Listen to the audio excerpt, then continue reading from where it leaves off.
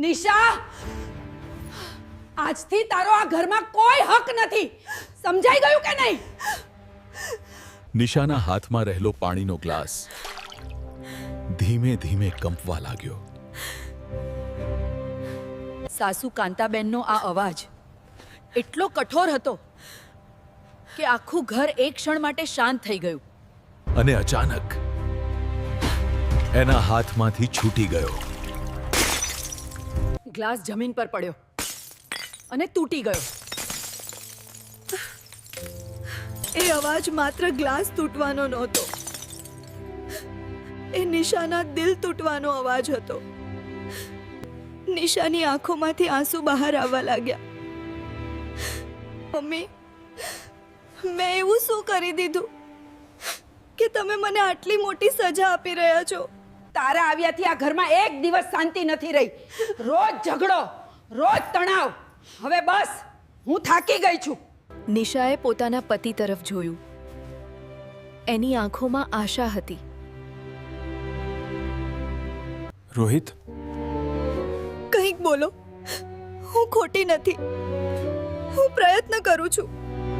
નિશા, હાલ પરિસ્થિતિ સારી નથી. થોડા દિવસ માટે તું પિયર જા. એ મૌન નિશા માટે સૌથી મોટો જવાબ હતો. હવે એ સમજી ગઈ કે આ ઘરમાં એ એકલી છે. નિશા એક નાના શહેરની છોકરી હતી. એના પિતા સરકારી નોકરી કરતા, માતા ઘર સંભાળતી. ઘરમાં પૈસા બહુ ન હતા, પણ સંસ્કાર ખૂબ હતા. નિશા બાળપણથી જ સમજદાર હતી. ઘરનું કામ પણ આવડતું અને ભણવામાં પણ સારી. એ હંમેશા સાંભળતી, દીકરી, જ્યાં પણ જશો ઘરને જોડીને રાખજો. આ વાત એની અંદર બેસી ગઈ હતી. જ્યારે એની લગ્ન રોહિત સાથે નક્કી થયા ત્યારે એના ઘરમાં ખુશી છવાઈ ગઈ. રોહિત શહેરમાં રહેતો, સારી નોકરી કરતો, ઘર પણ મોટું હતું. લગ્ન ખૂબ ધામધૂમથી થયું. નિશા નવા સપનાઓ લઈને સાસરીમાં આવી. શરૂઆતના દિવસો ખૂબ સરસ હતા. કાંતાબેન એને મીઠું બોલતી, આવ દીકરી, આ રીતે કામ કરવાનું, એને શીખવાડતી, એને પોતાના હાથથી ખવડાવતી. નિશાને લાગતું હતું, મને બીજી મા મળી ગઈ. રોહિત પણ ધ્યાન રાખતો, સાંજે ફરવા લઈ જતો. નિશા ખુશ હતી, પણ સમય બદલાયો. એક દિવસ સવારમાં નિશા થોડી મોડી ઉઠી. રાત્રે એણે મોડે સુધી કામ કર્યું હતું. કાંતાબેન પહેલેથી જ રસોડામાં હતા. એણે કઠોર અવાજમાં કહ્યું, આટલા વાગ્યા સુધી ઊંઘે છે? આ ઘરમાં આવું નથી ચાલતું. નિશા તરત ગભરાઈ ગઈ. મમ્મી, માફ કરજો, હવે નહીં થાય. પણ એ દિવસથી ટોન બદલાઈ ગયો. બીજા દિવસે નિશાએ નાસ્તો બનાવ્યો, પૌવા, પણ કાંતાબેનને ગમ્યા નહીં. આવું ફિક્કું કોણ ખાય? મીઠું ક્યાં છે? નિશા ફરી ચૂપ રહી. ત્રીજા દિવસે ઘરમાં મહેમાન આવ્યા. નિશાએ બધું સંભાળ્યું, પણ ઉતાવળમાં એક વાસણ તૂટી ગયું. કાંતાબેન ગુસ્સે થઈ ગઈ. કંઈ કામ આવડતું નથી, મહેમાનો સામે શરમ પાડી. નિશા શાંત રહી, પણ અંદરથી તૂટી ગઈ. સમય પસાર થયો. હવે દરરોજ કંઈક ને કંઈક સમસ્યા થવા લાગી. નાની વાત, મોટો ઝઘડો. એ જ સમયે નણંદ પાયલ ઘરે આવી અને પરિસ્થિતિ વધુ ખરાબ થઈ ગઈ. મમ્મી સાચું કહે છે, ભાભીને કંઈ આવડતું નથી. હવે બે લોકો સામે નિશા એકલી પડી ગઈ. એક સાંજે રોહિત ઓફિસથી આવ્યો. ઘરમાં ઝઘડો ચાલી રહ્યો હતો. આ કામ ખોટું, આમ કેમ કર્યું? નિશા સમજાવવાનો પ્રયત્ન કરતી, પણ કોઈ સાંભળતું ન હતું. રોહિત થોડું સાંભળીને બોલ્યો, મારે થાક લાગી ગયો છે, મને શાંતિ જોઈએ છે, અને રૂમમાં જઈ ગયો. એ રાત્રે નિશા પહેલીવાર તૂટી ગઈ.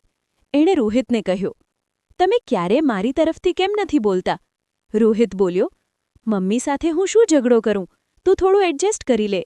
આ જવાબે નિશાના દિલમાં કંઈક તૂટી ગયું. એક દિવસ પડોશી સાથે કાંતાબેનનો ઝઘડો થયો અને એનો ગુસ્સો ફરી નિશા પર ઉતાર્યો. આ બધું તારા કારણે થઈ રહ્યું છે. નિશા હવે ચૂપ રહી નહોતી. દરેક વાત માટે હું જવાબદાર નથી. ઘરમાં શાંતિ છવાઈ ગઈ. કાંતાબેન ગુસ્સે થઈ ગઈ. આજથી આ ઘરમાં કહેતો હું, કહેતો આ વહુ. આ વાત સાંભળીને રોહિત ગુંજવાઈ ગયો. ઘરમાં તણાવ પીક પર. થોડા સમય પછી રોહિતે નિર્ણય લીધો, નિશા, તું થોડા દિવસ માટે પિયર જઈ જા. આ શબ્દો નિશા માટે સૌથી મોટો ઝટકો હતો. એ રાત્રે નિશાએ પોતાનું બેગ પેક કર્યું.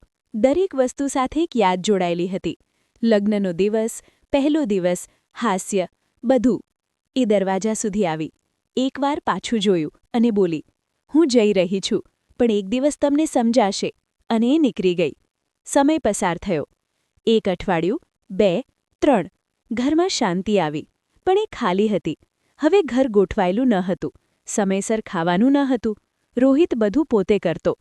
એક દિવસ કાંતાબેન બાથરૂમમાં પડી ગયા. એના હાથમાં ઈજા થઈ. ઘરમાં કોઈ ન હતું.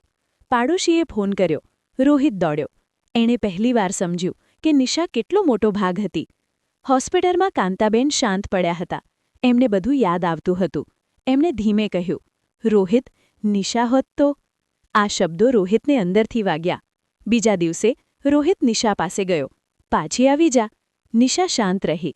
પછી બોલી, હું આવીશ, પણ સન્માન સાથે. રોહિત માની ગયો. ઘરે આવીને એણે મમ્મીને કહ્યું, હવે બધું બદલાશે. કાંતાબેન ચૂપ રહી. એમને પોતાની ભૂલ સમજાઈ ગઈ. નિશા પાછી આવી, પણ આ વખતે ઘર બદલાઈ ગયું હતું. હવે કાંતાબેન એને પ્રેમથી બોલતી, એને સમજતી.